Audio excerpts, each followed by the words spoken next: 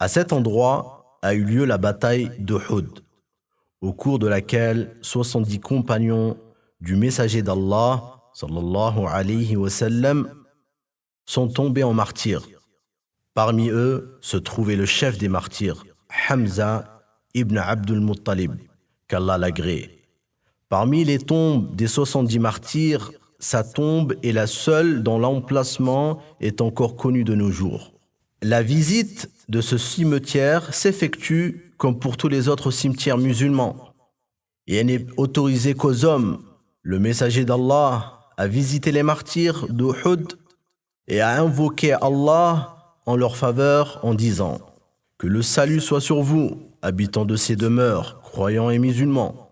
Nous allons, si Allah veut, certainement vous rejoindre. Je demande à Allah pour nous et pour vous le salut. » La visite des cimetières n'est pas autorisée aux femmes.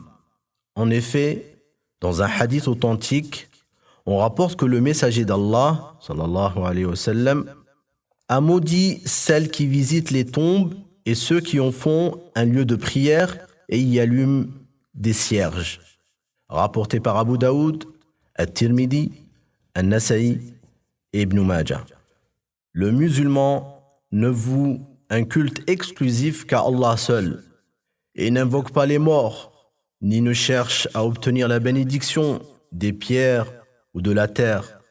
Il ne commet aucun autre acte innové, comme chercher à obtenir la bénédiction en jetant des cheveux, des ongles, ou en plaçant des cadenas, ou encore en versant du parfum, ou autre acte similaire.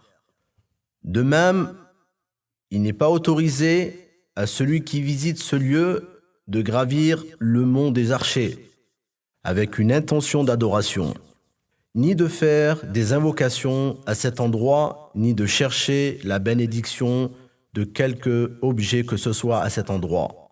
La présidence du comité de la recommandation du bien et de l'interdiction du mal souhaite que vos œuvres soient agréées, vos efforts récompensés et vos péchés pardonnés.